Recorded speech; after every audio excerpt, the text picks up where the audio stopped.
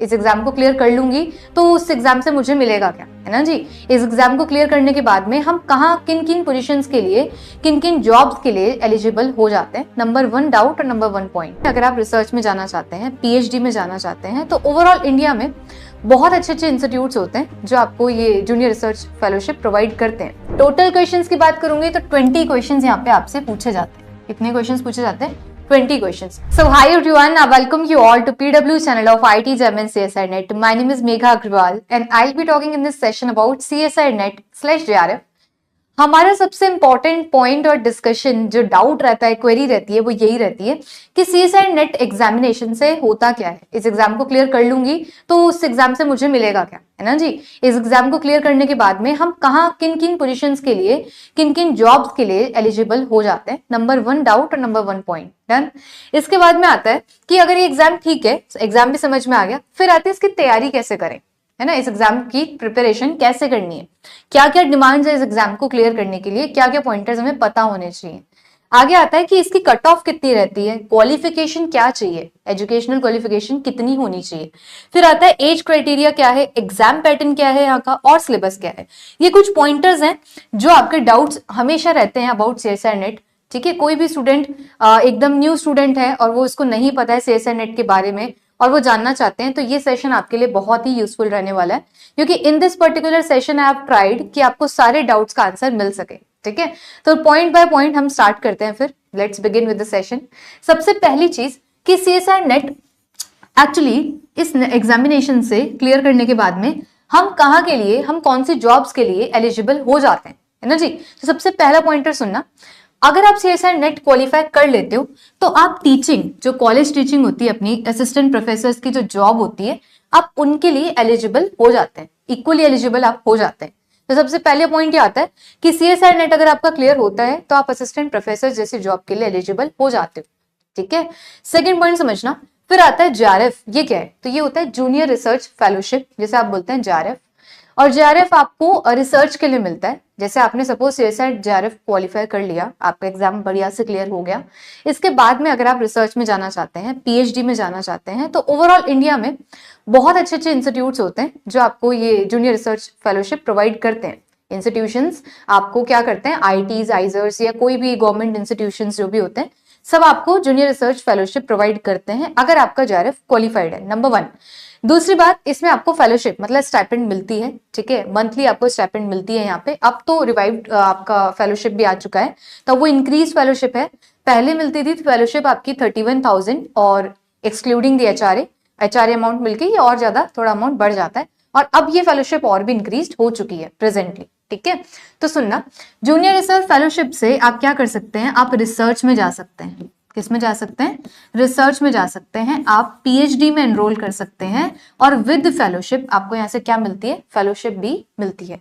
तो जब आपका ये एग्जाम नेट के साथ ओनली क्लियर होगा तो आप असिस्टेंट प्रोफेसर के लिए एलिजिबल हैं। एक और बात, क्या जेआरएफ के साथ में ये एलिजिबिलिटी नहीं है? बिल्कुल है। मतलब आपका चाहे नेट हो चाहे जेआरएफ हो, दोनों से ही आप टीचिंग असिस्टेंट प्रोफेसर के लिए एलिजिबल हो जाते हैं। लेकिन एक दिक्कत ये रहती है कि जेआरएफ जो आपका रहता है वो कुछ ड्यूरेशन के लिए रहता है, लाइक 3 years के लिए या कुछ टाइम के लिए, टाइम ड्यूरेशन के लिए रहता है। वेरस नेट आपका फॉरएवर इसकी वैलिडिटी होती है कि नेट हमेशा वैलिड रहता है।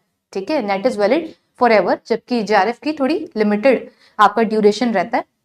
लेट्स सपोज जेआरएफ की जो वैलिडिटी है वो 3 years की है, तो विद इन 3 years आपको कहीं भी कोई भी पीएचडी में एनरोल करना होता है, तो इसलिए इसकी लिमिटेड आपकी वैलिडिटी रहती है। डन। तो जूनियर रिसर्च फेलोशिप से आपको स्टाइपेंड मिलता है जहां पे आप पीएचडी के लिए एनरोल कर सकते हैं। डन। और नेट से आप कहीं भी कॉलेज टीचिंग में असिस्टेंट प्रोफेसर की तरह जॉब कर सकते हैं। तो ये है अपना सीएसआई नेट और जेआरएफ की, इनसे इस एग्जाम के बाद में होता क्या है, तो रिसर्च और इधर टीचिंग दोनों के लिए आप एलिजिबल हो जाते हैं after clearing this examination. Done. अब बात करते हैं इस एग्जाम की मैम पैटर्न क्या है और इस एग्जाम की डिमांड क्या है। आई मीन कि प्रिपरेशन के लिए अगर आप प्रिपेयर करना चाहते हैं कि यस मैं भी प्रिपरेशन करना चाहता हूँ सीएसआई नेट की, तो प्रिपरेशन में आपको किस तरीके से सोचना चाहिए, है ना। डे 1 से ही आपको कैसे क्या क्या पॉइंटर्स दिमाग में रखनी चाहिए और इस जर्नी को कैसे स्टार्ट करना चाहिए, इसकी बात मैं थोड़ा सा टाइम बात करूंगी। पहले मैं आपको कुछ और बातें बताती हूँ अबाउट दिस एग्जामिनेशन, और लास्ट में हम अच्छे से इसको डिटेल डिस्कशन करेंगे कि प्रिपरेशन की डिमांड क्या क्या है और प्रिपरेशन कैसे करनी चाहिए, किन चीजों पे फोकस करना चाहिए फ्रॉम डे 1। डन। तो इसकी बात करेंगे कुछ टाइम बाद। अभी हम स्टार्ट करते हैं आगे कि एक बार देख लेते हैं एग्जाम पैटर्न क्या है, कि एग्जाम किस तरीके से एग्जाम आता है ना, ये कैसे रहता है। तो सबसे पहली बात कि ये सीबीटी मोड में होता है, कंप्यूटर बेस्ड टेस्ट होता है आपका, जिसमें क्या क्या चीजें रहती है। तो पैटर्न है 3 पार्ट्स में divided, part A, part B and part C. 3 portions में ये एग्जाम जो है वो डिवाइडेड रहता है। पैटर्न इस तरीके का है, सुनिएगा। जो पार्ट ए है आपका, इसमें पूछा जाता है जनरल एप्टीट्यूड। जनरल एप्टीट्यूड जिसमें रीजनिंग, आपकी थोड़ी जो जनरल मैथ्स होती है ना, और जो आपके ऐसे क्वेश्चंस आते हैं सीक्वेंस एंड सीरीज वाले, पैटर्न वाले, जो जनरल एप्टीट्यूड है पोर्शन अपना, जो गेट में भी आता है, उस तरीके का पोर्शन आपका पार्ट ए में यहाँ पे पूछा जाता है। टोटल क्वेश्चंस की बात करूंगी तो 20 क्वेश्चंस यहाँ पे आपसे पूछे जाते हैं। कितने क्वेश्चंस पूछे जाते हैं? 20 questions. And out of those 20 आपको 15 क्वेश्चंस ही अटेम्प्ट करने होते हैं। तो मैंने लिखा 20 क्वेश्चंस आपको टोटल पूछे जाते हैं, और क्वेश्चंस टू बी अटेम्प्ट में आता है 15 क्वेश्चंस, कि आउट ऑफ 20 आपको 15 करने, 5 questions you can left. Done. अब अगर बात करते हैं एक क्वेश्चन कितने मार्क्स का होता है, तो यहाँ पे एक क्वेश्चन आपका 15 इंटू 2 30 मार्क्स का आपका टोटल यहाँ पे पार्ट ए से मार्क्स सिक्योर होते हैं। कि अगर आपने सपोज करो 20 क्वेश्चन आए, आपने 15 कर लिए, तो ईच क्वेश्चन के मार्क्स आपके 2 मार्क्स होते हैं। तो 15 टू 30 मार्क्स आपके इन टोटल यहाँ पे रहा करते हैं। आगे बढ़ती हूँ, पार्ट बी की बात करती हूँ। तो पार्ट बी में 40 क्वेश्चंस आपसे पूछते हैं जो प्योर केमिस्ट्री के आते हैं। पार्ट बी और सी दोनों में आपकी केमिस्ट्री पूछी जाती है। फिजिकल केमिस्ट्री, इनऑर्गेनिक केमिस्ट्री और ऑर्गेनिक केमिस्ट्री, तीनों से ही मिक्स्ड क्वेश्चन आपको दिखेंगे, पार्ट बी में भी पार्ट सी में भी। डन। तो दोनों में आपकी केमिस्ट्री पूछी जाती है, ए में जनरल एप्टीट्यूड आता है। तो पार्ट बी में आपके 40 क्वेश्चंस होते हैं, जिनमें से 35 ही आपको करने होते हैं, और आउट ऑफ दोस 35 2 मार्क्स का ईच क्वेश्चन रहता है। तो 70 मार्क्स का टोटल आपका ये पार्ट बी हो जाता है। इसके बाद बात करती हूँ पार्ट सी की। तो पार्ट सी में 60 क्वेश्चंस होते हैं अपने पास। आउट ऑफ ऑल दो 60 आपको ओनली एंड ओनली 25 क्वेश्चंस ही करने होते हैं। अच्छा है ना। तो 60 में से आपको सिर्फ 25 क्वेश्चंस ही करने होते हैं, और ईच क्वेश्चन आपका 4 मार्क्स का होता है।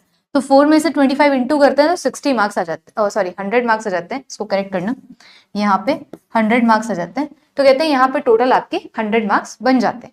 तो इन टोटल सारे मार्क्स ऐड करें तो 200 मार्क्स का आपका पेपर बिल्कुल डिजाइन हो जाता है, कि 200 मार्क्स इन टोटल आपका ये पेपर आता है। अब सुनना, ये तो ठीक है।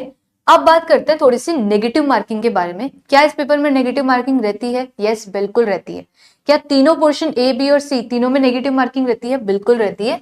जहां पे भी आपका 2 मार्क्स आ रहे हैं, मतलब जहां पे भी ईच क्वेश्चन 2 मार्क्स का है, आप 1/4 लगा लो, तो यहाँ पे आपके पास में 0.5 नेगेटिव मार्किंग रहती है। अगर आपने गलत आंसर मार्क किया, मतलब गलत आंसर दिया, तो 0.5 माइनस हो जाएंगे। इधर से भी 0.5 ईच रहता है, और इधर से 1 मार्क की नेगेटिव मार्किंग रहती है। तो जहां पे भी जितने मार्क्स का क्वेश्चन है ना, जैसे 4 मार्क्स का ईच आपका क्वेश्चन आ रहा है, तो आप 1/4 लगा लो डायरेक्टली। तो यहाँ पे 1 मार्क्स की नेगेटिव मार्किंग आती है, इसमें 0.5 और इसमें भी 0.5, बोले तो हाफ मार्क्स कट जाते हैं। डन। तो ऐसे करके आपका पूरा पेपर ही डिजाइन होता है 200 मार्क्स का। डन है भाई। आगे बढ़ते हैं कि मैम ये बताओ सिलेबस क्या है इसका, कैसे पढ़ना है, क्या पढ़ना है ना। तो वो सुनना, आज ही से मैं स्टार्ट करना चाहता हूँ। आज ही से जोश है हमें, आज ही से पूरा स्टार्ट कर देंगे सीएसआई नेट की प्रिपरेशन। आप तो ये बताओ सिलेबस क्या है। तो सुनिए भाई, सिलेबस कुछ इस तरीके से है। ये बिल्कुल मैंने जो ऑफिशियल साइट पे आपका सिलेबस डला हुआ है उसी को लेके आपको बता रही हूँ। तो देखिएगा, वहां पे क्लियरली मेंशन है कि सीएसआईआर और यूजीसी दोनों आपकी फंडिंग एजेंसीज होती है। कभी कभी जैसे आप सपोज करो आपका नेट हो गया है, क्लियर हो गया है, जेआरएफ क्लियर हो गया है, तो आपको यूजीसी या सीएसआईआर 2 फंडिंग एजेंसीज होती हैं जो आपको स्टाइपेंड प्रोवाइड कर सकती है, इधर सीएसआईआर और इधर यूजीसी। और ये रैंडम आता है कि कभी यूजीसी आती है फंडिंग एजेंसी, कभी कहीं पे सीएसआईआर आती है। ठीक है। तो सीएसआई और यूजीसी नेशनल एलिजिबिलिटी टेस्ट, जिसको नेट बोला, for junior research fellowship and lecturership, इसके लिए सुनिएगा इनऑर्गेनिक केमिस्ट्री से यहाँ पे स्टार्टिंग है। अब इनऑर्गेनिक केमिस्ट्री में चैप्टर्स हमने हमेशा देखे हुए हैं, पता है हमको चैप्टर नेम, तो उसी तरीके से कुछ दिया हुआ है कि फर्स्ट आपका chemical periodicity, structure and bonding in homo and hetero nuclear molecules including shape and so on. Simple बोले तो आपका केमिकल बॉन्डिंग है इसका मतलब। तो सबसे पहले जो बेसिक होता है, जैसे जीआईओसी जिसे कहते हैं कि जनरल इनऑर्गेनिक केमिस्ट्री, तो वो आपको आनी चाहिए। और फिर मैं बोल सकती हूँ केमिकल बॉन्डिंग, ये आपका चैप्टर जो इनऑर्गेनिक का है, ये आपको आना चाहिए भाई। सेकंड बात देखें तो ऐसे ही आप सबके नेम निकाल सकते हो यहाँ से, जैसे मेन ग्रुप एलिमेंट्स यहाँ पे मुझे दिख रहा है, तो मेन ग्रुप एलिमेंट्स आपके इनऑर्गेनिक केमिस्ट्री में काफी अच्छा और इम्पोर्टेंट चैप्टर हो जाता है और काफी बड़ा चैप्टर है आपके इनऑर्गेनिक केमिस्ट्री का, तो ये पूछा जाता है।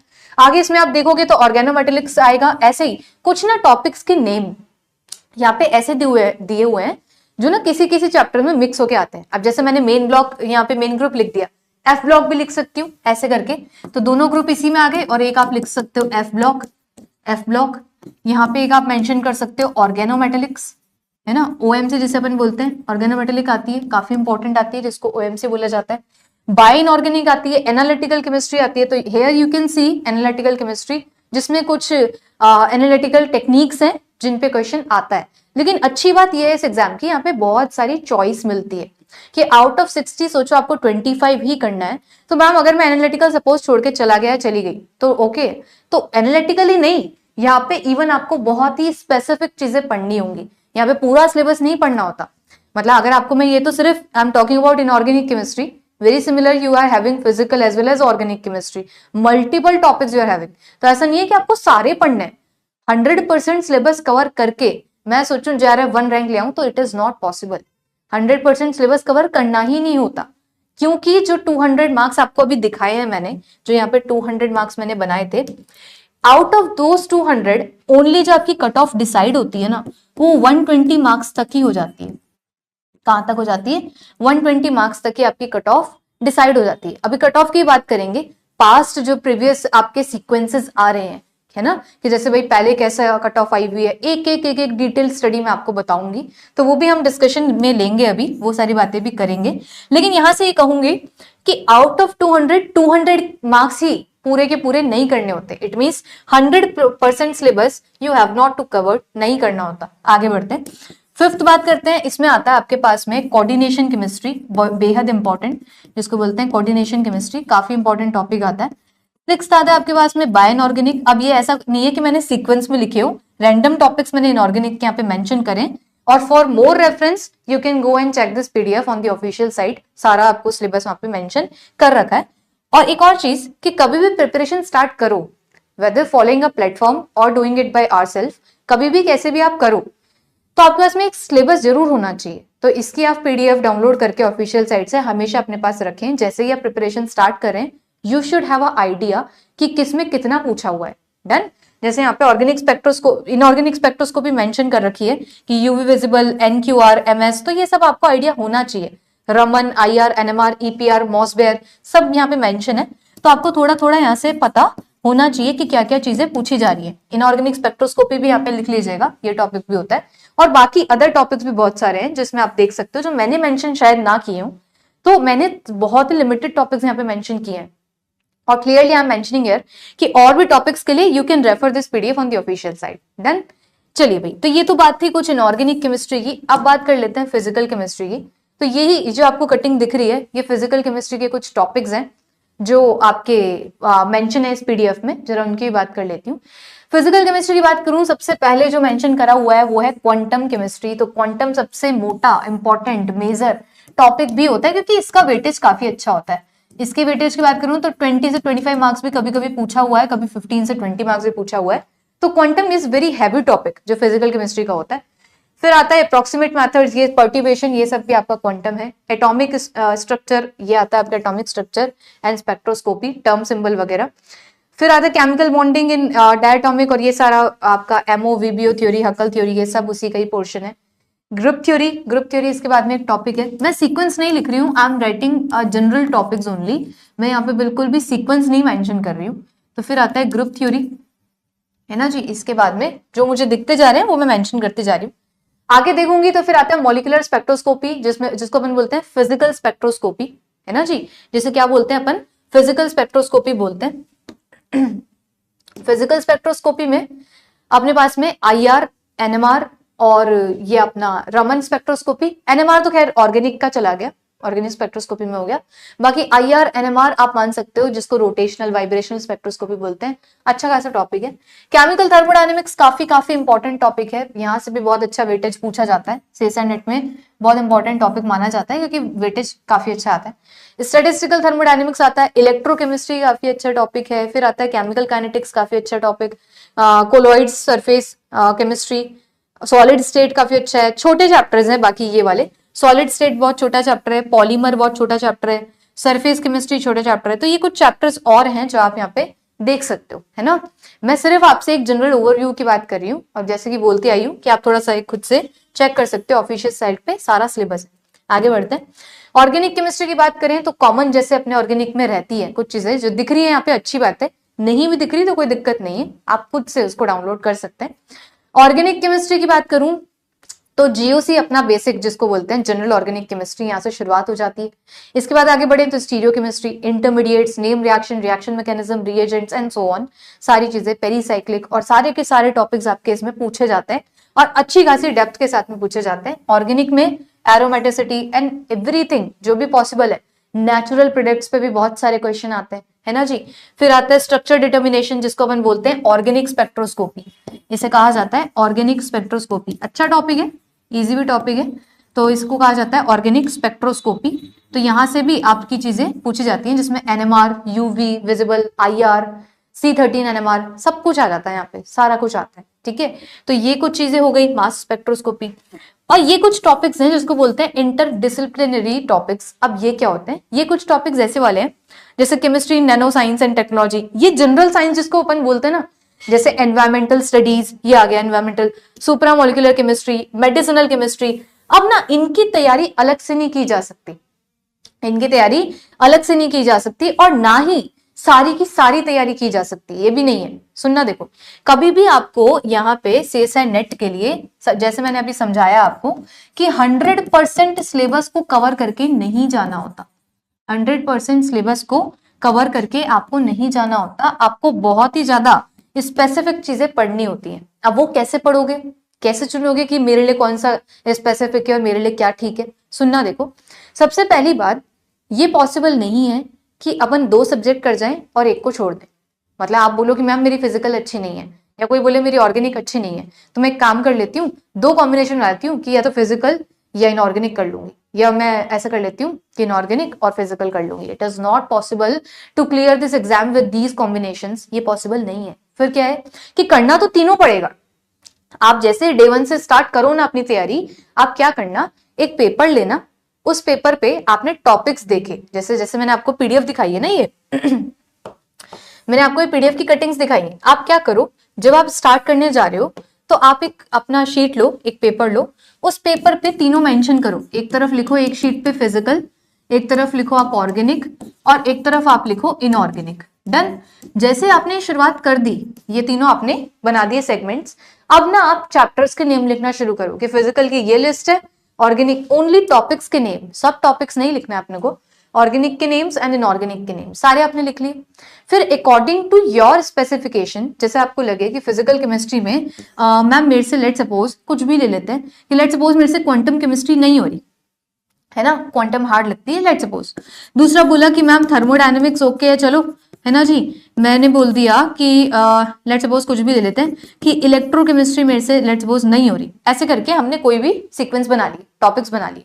तो अब इसमें क्या है, कंप्लीट छोड़ने से अच्छा मैं आपको सजेस्ट करूंगी आप जितना कर सकते हो ना इस टॉपिक में उतना कर लो, क्योंकि यहाँ पे ना बहुत अच्छी चॉइस मिलेगी। 60 में से सोचो 25 क्वेश्चंस ही करने होंगे, तो आप पूरी फिजिकल छोड़ोगे, उससे बेटर हमने समझ लिया लेट सपोज 100 है, 100% फिजिकल है, तो उसमें आप 60% कर लो। जो टॉपिक आपको बिल्कुल ही नहीं हो रहे आप उनको छोड़ सकते हो। जैसे सपोज कर लो कोई बोले न्यूक्लियर केमिस्ट्री छोड़ना चाहते हैं, छोड़ दो। कोई बोले कि मेरे को कोई और टॉपिक ले लो, लेट सपोज कि मुझे इलेक्ट्रो छोड़ना है, कोई बात नहीं, एक चांस आप ले सकते हो कि इलेक्ट्रो छोड़ दो, लेकिन बाकी जो किया है आपने वो परफेक्ट होना चाहिए फिर एकदम, ठीक है। जितना किया है फिर वो आपका परफेक्ट होना चाहिए। लेट सपोज इनऑर्गेनिक केमिस्ट्री में आपने बात करी, बोला मेन ग्रुप तो बहुत बड़ा है, मेन ग्रुप नहीं होता तो मेन ग्रुप छोड़ दो। ऐसे कुछ टॉपिक्स आप छोड़ सकते हो, बट कंप्लीट छोड़ के चले गए तो वो पॉसिबल नहीं है, फिर आपको कोई नहीं बचा सकता, ठीक है। तो कुछ टॉपिक्स आप छोड़ सकते हैं, लिमिटेड टॉपिक्स आप छोड़ सकते हैं, कंप्लीट छोड़ के नहीं जाना है। डन।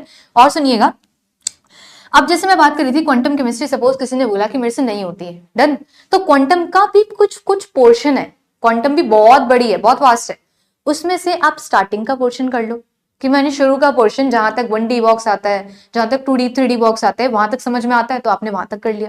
प्रोबेबली वहां से कभी कोई क्वेश्चन आएगा तो आप वो कर लोगे। डन। जैसे स्टार्ट में आपका ये डिफरेंशिएशन के कुछ बेसिक क्वेश्चंस होते हैं, है ना, वो पार्ट होता है। हर्मिशियन ऑपरेटर, कुछ बेसिक बेसिक पोर्शन है जिनको करके भी आप कुछ श्योरिटी रख सकते हो कि अगर क्वेश्चन आएगा तो आप कर लोगे। डन। तो पूरा छोड़ने की बजाय आप इस थोड़ी सी प्लानिंग से भी चल सकते हैं, है ना। एक तो ये बात, और दूसरी बात कि कुछ इंपॉर्टेंट चैप्टर्स हैं जिनको नहीं छोड़ा जा सकता, जो कनेक्टिविटी भी बिठाते हैं। जैसे ग्रुप थ्योरी है, अब कोई बोले ग्रुप थ्योरी छोड़ दूं, तो वो नहीं छोड़ सकते आप, क्योंकि उससे कनेक्टिविटी भी बैठेगी, तो उसको नहीं छोड़ सकते। तो ऐसे कुछ टॉपिक्स होते हैं जो आपको पढ़ के ही समझ में आएंगे, मतलब जब आप किसी गाइडेंस में होंगे वो तभी आप समझ सकते हो कि किसको छोड़ना चाहिए और किसको पढ़ना चाहिए। और दूसरी चीज कि आप अपने पर्सनल, आप खुद के पोटेंशियल देख के भी आप समझ सकते हो कि ये टॉपिक मेरे लिए बना है या मेरे को छोड़ देना चाहिए। डन। जैसे कोई बोलता है, लेट्स सपोज एक एग्जांपल लेती हूँ कि एफ ब्लॉक में, पर्सनली बता रही हूँ कि मुझे बहुत सारी चीजें याद नहीं होती, तो अगर मैं स्टूडेंट हूँ तो मैं एफ ब्लॉक केमिस्ट्री छोड़ के जाऊंगी, क्योंकि मेरे से नहीं होता, इतना याद मुझे नहीं होता। तो ऐसे एफ ब्लॉक केमिस्ट्री, अब जरूरी तो ये सारा पेपर उसी से बनेगा, मैं उसको छोड़ सकती हूँ क्योंकि मेरे पास चॉइस आएगी। डन। तो ऐसी चॉइस को देखते हुए अपने को सिलेक्ट करना है इसमें से कि क्या करना है क्या नहीं करना है। डन। ऐसे तो ये थोड़ी सी चॉइस आप लेके चलोगे, है ना जी। और पूरा का पूरा आप नहीं करोगे, ये भी मैंने आपको बता दिया। ऑर्गेनिक में क्या है, चीजें कनेक्टेड है, तो यहाँ पे हर कोई चीज आप नहीं छोड़ सकते हो, है ना। एक और बात बताती हूँ आपको, जैसे कभी कभी ना क्वेश्चन, फॉर एग्जाम्पल एक टॉपिक आता है नेचुरल प्रोडक्ट, एक टॉपिक आता है आपके पास में नेचुरल प्रोडक्ट, एक टॉपिक रहता है नेचुरल प्रोडक्ट करके टॉपिक आता है। अब यही नहीं, नॉट ओनली दिस टॉपिक, कुछ कुछ टॉपिक्स में ऐसी ऐसी चीजें हैं जो खुद है ना, खुद हम लोगों से भी कभी कभी ऐसा होता है कि समझ नहीं आ रहा कैसा क्वेश्चन पूछ लिया। इट मींस सीएसआई नेट में कुछ कुछ चीजें, कहीं कहीं से टॉपिक बहुत ज्यादा ही क्वेश्चन अजीब आता है, तो उनका कुछ नहीं किया जा सकता। जैसे नेचुरल प्रोडक्ट, या फिर इसको मैं ऐसे भी बोल सकती हूँ, जो आपके इस पे नेचुरल प्रोडक्ट में भी बहुत सारे पोर्शंस है, जैसे कार्बोहाइड्रेट्स है ना, अमीनो एसिड्स है, पेप्टाइड्स है, और आपका टर्पिनॉइड्स है, ऐसे करके बहुत सारे टॉपिक्स है। ड्रग्स है, अब ड्रग्स में कुछ लिमिटेड है जो आप पढ़ सकते हो, है ना, कि कौन सा आपका ड्रग एंटीबायोटिक है, कौन सा आपके पास में एंटी कैंसरस है, या कुछ पर्टिकुलर नेम्स आप ध्यान कर सकते हो, आपको याद हो सकते हैं। बट सब कुछ ही आना ये पॉसिबल नहीं है कि कौन से ड्रग का नेम आ गया या पूछ लिया ये ड्रग किस लिए काम करता है, तो हम सबके लिए नहीं बता सकते। ये स्टीरॉइड पे पूछ लिया कि कोई कॉम्प्लेक्स स्ट्रक्चर दे दिया, आप बताओ, तो फिर नहीं कर सकते। इसलिए आपको ये भी पता होना चाहिए कि किस क्वेश्चन को अटेम्प्ट करना है, किस पे टाइम देना है और किसको छोड़ना है। राइट। अभी आपने नेचुरल प्रोडक्ट पढ़ा है ना, आप अपनी ईगो पे ले गए, नेचुरल प्रोडक्ट का जैसे क्वेश्चन आया आपको लगा तो मुझे करना ही करना है ना, होगा ही, होना ही चाहिए मेरे से। लेकिन इतना कॉम्प्लेक्स स्ट्रक्चर है, आपने नहीं पढ़ा, और इवन आप बहुत ही कॉम्प्लेक्स आ गया, मतलब किसी से भी नहीं हो रहा, तो फिर आप अपना उस पर टाइम लगा के भी क्या कर रहे हो, टाइम वेस्ट कर रहे हो। इसलिए ये वाली सिलेक्टिविटी भी, कि कोई बात नहीं टॉपिक पढ़ा था लेकिन क्वेश्चन को छोड़ना भी आना चाहिए, कि ये क्वेश्चन को सेलेक्ट या डीसेलेक्ट करना भी आना चाहिए, कि ये मेरे लिए क्वेश्चन अटेम्प्ट करने के लिए बना है या मुझे छोड़ देना चाहिए, मुझे इस पर टाइम लगाना चाहिए या टाइम छोड़ देना, इसको रहने देना चाहिए। एक और एग्जांपल लेती हूँ, जैसे फिजिकल केमिस्ट्री के कभी कुछ क्वेश्चंस आते हैं जिनमें सिर्फ ना वो आपसे कैलकुलेशन करवा रहा होता है, वो आपको कैलकुलेटर की तरह चेक कर रहा होता है। जैसे कि फॉर एग्जाम्पल कुछ भी ले लिया मैंने कि पाई आर टी अपॉन कुछ भी ले लो, कि पीवी वॉट कुछ भी मैंने ले लिया, और ये कॉम्प्लेक्स सा मैंने बना दिया इसको ऐसे कि यहाँ पे ले लो कंसंट्रेशन प्लस में 2 पाई आर टी वॉट एवर। अब ये सारी कैलकुलेशन आपको खुद से करनी पड़ रही है वैल्यूज पुट करके, है ना। आपको पता है इसमें और कुछ भी नहीं है, बस इसमें वैल्यूज पुट करके इसको सॉल्व भी करना है, ये तो कोई भी कर लेगा। लेकिन इसमें अगर आप उलझे तो आपका बहुत टाइम जाएगा। आप सोचो इसकी वैल्यू इसकी इंटू करो, इससे डिवाइड करो, इससे, इतना कॉम्प्लेक्स, और हो कुछ नहीं रहा, सिंपल कैलकुलेटर यूज करके ये काम करना है, लेकिन टाइम बहुत लगेगा, तो इसको छोड़ देना बेटर है। इस क्वेश्चन को स्किप करना is pretty more better, far more better than attempting it. इसको आपको छोड़ देना चाहिए। तो ये सिलेक्शन ना आपको कब आएगा, ये सिलेक्शन आपको तब आएगा, ये मेरी बात है, तब के लिए ध्यान रखना जब आप पढ़ाई कर लो अपने अकॉर्डिंग, आपने चैप्टर सेलेक्ट कर लिए, पूरी पढ़ाई कर ली, रिविजन यहाँ पे बेहद बेहद इंपॉर्टेंट है। आपने रिविजन कर लिया 2 से 3 बारी, 3 बारी तो मिनिमम होना चाहिए आपका। जो कुछ आपने पढ़ा है, आपने सेलेक्ट कर लिया कि इतना पोर्शन में पढ़ूंगी, तीनों में, इनऑर्गेनिक में, फिजिकल में और इसमें, तीनों में आपने इतना इतना सेलेक्ट करके पढ़ाई अपनी डन कर ली, तो ये पढ़ाई आपकी 3 बार मिनिमम आपके रिवीजन में होनी चाहिए। आफ्टर दैट 3 टाइम्स रिवीजन, जो आप पढ़ चुके, आपको जो पढ़ा है बहुत अच्छे से आ गया, आप इसमें दो मॉक टेस्ट। जब आप मॉक टेस्ट दोगे ना, जो भी मैंने गलती बताई वो आपको तभी समझ में आएगी कि ये क्वेश्चन को स्किप करना या क्वेश्चन को अटेम्प्ट करना बेहद इंपॉर्टेंस रखता है आपके इस एग्जाम में। तो वो चीज आप लास्ट में मॉक टेस्ट से सीखोगे। डन है भाई। चलो, तो ये कुछ बातें हुई सिलेबस के ऊपर। अब मैं आगे बढ़ती हूँ और बात करती हूँ एग्जाम इसकी एजुकेशनल क्वालिफिकेशन की, कि इसमें क्वालिफिकेशन एक्चुअली चाहिए क्या। तो थोड़ा सा रीड करते हैं। क्वालिफिकेशन आपको आपकी एमएससी और इक्विवेलेंट डिग्री आपके पास में होनी चाहिए, ठीक है जी। और बीएस एमएस या बीएस 4 ईयर, बीई या B Tech, B Pharma, MBBS at least 55% without rounding off marks for general category और जनरल ईडब्ल्यूएस, और 50% राउंडिंग ऑफ फॉर ओबीसी। सारा कुछ लिखा हुआ है, आप आराम से जाके चेक कर सकते हो। और वो स्टूडेंट्स जो भी एमएससी में है उनके लिए भी यहाँ पे मेंशन है कि candidates enrolled for MSc or having completed 10 plus 2 plus 3 years of the above qualifying examination as on the closing date of online submission of application form are also eligible to apply in the above subject under the RA, जिसको बोलते हैं result awaited, under the RA category on the condition that they have to complete the qualifying degree with requisite percentage of marks within 2 years from the date of declaration. क्या मतलब है कि इसका मतलब ये सिंपल है कि अगर आप अभी एमएससी में हो भी, प्रेजेंटली आपकी एमएससी कंप्लीट नहीं हुई है ना जी, आप सपोज सेकंड सेमेस्टर में है, थर्ड में, तो आप इक्वली एलिजिबल हो इस एग्जाम को देने के लिए। आप एग्जाम दे सकते हो। कंप्लीट हो गई है एमएससी तो भी आप दे सकते हो। बाकी आपकी कोई और स्ट्रीम है तो simply you can go and check this PDF, check this information bulletin on the official website. आप उसमें सब कुछ मेंशन है, आराम से देख सकते हो। तो यहाँ पे मैं बोल रही थी कि अगर एमएससी आपकी कंप्लीट हो गई है तो भी आप एलिजिबल हैं, और एमएससी में हो आप सेकेंड या थर्ड सेमेस्टर में हो आप तो भी एलिजिबल हो एग्जाम देने के। लेकिन आपको एक फॉर्म सबमिट करना पड़ेगा जो आपका हेड ऑफ डिपार्टमेंट या हेड ऑफ जो कॉलेज डीन जो है वो साइन करेंगे, और एक आपका ये एक फॉर्म बनता है, मतलब रिजल्ट अवेटेड का एक सर्टिफिकेट बनता है, और फिर ये आपको वहां पे सबमिट करना पड़ेगा, जिसको बोलते हैं RA, रिजल्ट अवेटेड का एक फॉर्म आपको सबमिट करना पड़ेगा जिसपे सिग्नेचर होंगे आपके हेड ऑफ डिपार्टमेंट के। वो आपको ये डिक्लेयर कर रहे होंगे कि अभी आपका रिजल्ट अवेटेड है, रिजल्ट आया नहीं है और आप एग्जाम देना चाहते हैं, तो आप दे सकते हैं। लेकिन जितनी मिनिमम परसेंट रिक्वायर्ड है, सपोज 55% या जितना लिखा है यहाँ पे, जितनी 55% आपकी परसेंट चाहिए इस एग्जाम के, मतलब एमएससी में, अगर आपकी वो हो जाती है, लेट सपोज किसी स्टूडेंट, अभी कोई स्टूडेंट सेकेंड सेमेस्टर में है, ये एग्जाम देना चाहता है आपने एग्जाम दे दिया RA फॉर्म लगा के, और आपकी एमएससी जब कंप्लीट हो रही है, सपोज किसी स्टूडेंट के यहाँ पे लिखा हुआ था अगर 55%, तो उस स्टूडेंट के सपोज 50% मार्क्स ही आते हैं, तो फिर उसका ये नेट अगर क्वालिफाई भी हो गया था तो नहीं माना जाएगा, फिर उस इन दैट कंडीशन वो चीज डिस्क्वालीफाई हो जाएगी। डन। लेकिन अगर कोई स्टूडेंट ये सारी कंडीशन फुलफिल कर देता है कि मिनिमम परसेंट लेट सपोज 55% मांगी थी और यस आपने तो 60 या 75% ले आए, तो बहुत ही बढ़िया है, आपका नेट अगर क्वालिफाई हो गया था तो वो इक्वली वैलिड है। डन। बस इसमें शर्त यही है कि आपकी परसेंटेज एमएससी की कंप्लीट हो जानी चाहिए। डन है ना। अगर उतना आप कर देते हैं और आपका नेट विद इन एमएससी भी पूरा हो गया तो माना जाएगा। डन है भाई। ये एक चीज आपके पास में रहती है यहाँ से, बाकी सारी चीजों के लिए यू कैन रेफर दिस। आगे बढ़ा जाए, एज लिमिट क्या है, एज लिमिट के लिए पढ़ लेते हैं। एज लिमिट में यहाँ पे लिखा हुआ है, और ये सारी की सारी इन्फॉर्मेशन बुलेटिन मैं लास्ट ईयर वाले इन्फॉर्मेशन बुलेटिन से रेफर कर रही हूँ, अभी प्रेजेंटली नोटिफिकेशन नहीं आया है। तो फिर आपके पास यहाँ पे लिखा है JRF की मैक्सिमम 28 ईयर्स लिमिट होती है, और यहाँ पे लास्ट ईयर की डेट मेंशन है कि 1 जुलाई और 2023। अपर एज लिमिट में भी रिलैक्सेबल, किन किन के लिए रिलैक्सेबल है ये age, 5 years in case of SC और ST, थर्ड जेंडर या पर्सन विद डिसेबिलिटी जिसको PWD कहा जाता है, उनके लिए ये 5 years एक्सटेंड हो सकता है। फीमेल्स के लिए in case female applicants and 3 years in case of OBC भी एप्लीकेबल है। और लेक्चररशिप के लिए कोई एज लिमिट नहीं है, आप कभी भी एग्जाम दे सकते हैं और क्लियर कर सकते हैं। बात करते हैं कट ऑफ क्या जाती है मैम एग्जाम की। ये जो आपको पूरा लिस्ट दिख रहा है ना यहाँ पे, ये मैंने सारी कट ऑफ बनाई है कि क्या क्या कट ऑफ है, एक डेटा लिया है लास्ट ईयर से, बट ये ना ऐसे समझ नहीं आता आपके, तो इसको सिंप्लीफाइड करने के लिए मैंने यहाँ पे कुछ टेबुलर फॉर्म में सारा डेटा मेंशन किया है अकॉर्डिंग टू ईयर्स। मैं वो डिस्कस करती हूँ। देखो दिसंबर 23 की बात करते हैं, अभी जो लास्ट में एग्जाम हुआ है, इसमें कट ऑफ एक्सेप्शनली काफी हाई गई है, as seen from the last previous आपके जो ट्रैक्स हैं उनसे थोड़ी कट ऑफ काफी ज्यादा गई है। वो सुनना कैसे, दिसंबर 23 में जो अनरिजर्व कैटेगरी है JRF के लिए, सुनिएगा ध्यान से, जो जनरल कैटेगरी है अनरिजर्व, उनकी ये JRF के लिए जो मार्क्स गए हैं वो गए थे 118 मार्क्स।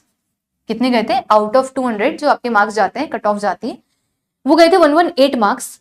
जून 23 में जब एग्जाम हुआ था मर्ज साइकिल में, उसके जो आपके मार्क्स गए थे वो थे 107.5 मार्क्स। आप ये खुद देखो जून 22 में जो गया 100 मार्क्स, जून 21 105.5, दिसंबर 19 110.5, इतने मार्क्स गए, आपको दिख रहे हैं। अब अगर मैं इसको हटा दूं ना, अगर मैं इसको हटा दूं तो बाकी आपका डेटा ठीक ठीक चल रहा है, ऑन एन एवरेज चल रहा है। बट इस बार जो आपका गया था दिसंबर 23 में वो एक्सेप्शनली काफी हाई गया था, है ना, खुद देख लो आप। बाकी आप सारा डेटा सामने है, यू कैन चेक सिंपली कि ईडब्ल्यूएस के लिए क्या क्या रहता है, ओबीसी के लिए जेआरएफ के कितने मार्क्स होने चाहिए, एससी एसटी पीडब्ल्यूडी के लिए कितने मार्क्स होने चाहिए फॉर क्लियरिंग द जेआरएफ। अगर जेआरएफ क्वालिफाई करना है तो ये कुछ पास्ट ईयर्स के आपके नंबर्स हैं कि इतने मार्क्स पेपर में होने चाहिए। डन। अब आगे बढ़ते हैं। मैम नेट करना है तो ये लो भाई, सारा डेटा तुम्हारे सामने है। ये जो भी डेटा आपको दिख रहा है ये सारे आपके जो लास्ट कट ऑफ आई हुई है उनके अकॉर्डिंग ये सारा डेटा प्लान है, देख सकते हो आप। तो ये सारा डेटा आपके सामने है कि भाई नेट के लिए अगर नेट क्वालिफाई करना है आपको, अनरिजर्व कैटेगरी है आपकी, जनरल कैटेगरी है, तो दिसंबर 23 में जो अभी गया था 106.2 मार्क्स गए थे, विच वॉज क्वाइट हाई। अगर बाकी सबके लिए देखते हो, जून 23 के लिए, जून 22, जून 21, दिसंबर 19, सबके लिए मार्क्स मेंशन है कि इतने आपके एटलीस्ट मार्क्स होने चाहिए in order to qualify CSI NET. Done. अब इससे ना एक हम यहाँ पे एक आइडिया बनाते हैं कि ऑन एन एवरेज आपके मार्क्स होने कितने चाहिए। सुनना, अगर आप अनरिजर्व कैटेगरी से हो तो on depending on the past experiences, पुराने आपके कट ऑफ देख के आपके इतने मार्क्स इस ब्रैकेट में तो होने ही चाहिए। इट मीन्स 110 से 120 मार्क्स आपके आने चाहिए, मतलब इतना तो मिनिमम मान के चलो आपका होना चाहिए। 120 अब मैं लिख रही हूँ लेकिन 118 तक भी लास्ट गया है, तो आप थोड़ा सा मान के चलो इतना तक तो टच होगा ही, है ना। तो कभी कभी पेपर हार्ड भी आ जाता है, कभी कभी पेपर बहुत इजी भी आ जाता है, तो कट ऑफ वेरी कर जाती है। इसमें थोड़ा ऊपर नीचे मान के चलना, है ना, थोड़ा 0.5 ऊपर 0.5 नीचे, प्लस माइनस मान के चलना, एग्जैक्ट ऐसा नहीं होता, थोड़ा ऊपर थोड़ा नीचे हो सकता है। तभी मैंने यहाँ पे ब्रैकेट लगाया कि 110 से लेकर 120 मार्क्स तक आप मान सकते हो अंडर आपकी अनरिजर्व कैटेगरी की, in order to qualify the JRF. अगर आपको जेआरएफ क्वालिफाई करना है तो आपके पास में इतने मार्क्स तो होने ही होने चाहिए।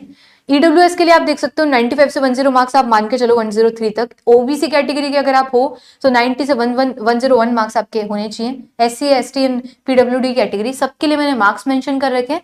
On an average plus minus थोड़ा आ सकता है, और परसेंटेज में भी मैंने मेंशन कर रखी है कि इतनी इतनी परसेंट आप मान के चलो होनी चाहिए। और ये परसेंट किस पे निकली? 200% पे, मतलब 200 मार्क्स पे। डन। चलिए अब बात करती हूँ नेट के लिए क्या चाहिए भाई। तो नेट के लिए ऑन एन एवरेज अगर आप इस साल या कभी भी अभी सोच रहे हैं एग्जाम देने की, तो आपके अनरिजर्व कैटेगरी में लेक्चरशिप के लिए 90 से 105 के बीच मार्क्स होने चाहिए। ठीक है, ये किसके लिए? General category. ईडब्ल्यूएस के लिए मेंशन है, it is mention for OBC, सबके लिए मैंने यहाँ पे मेंशन किया है।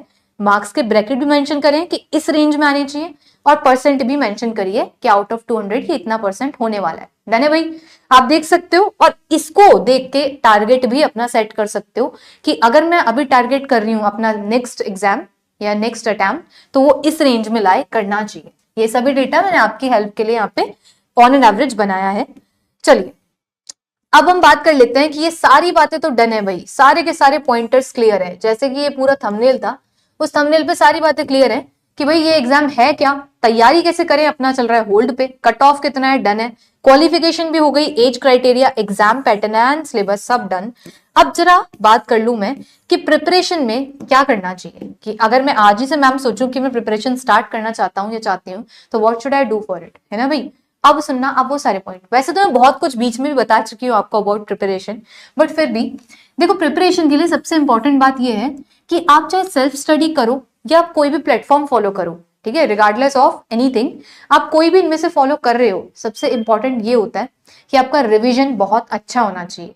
प्रिपरेशन स्ट्रेटेजी जिसको बोलते हैं अपन, कि आपने जितना भी पढ़ा है ना, जितना परसेंट तक भी आप अपना सिलेबस कवर कर सके, आपके पास में रिविजन 3 से 4 टाइम का होना ही होना चाहिए।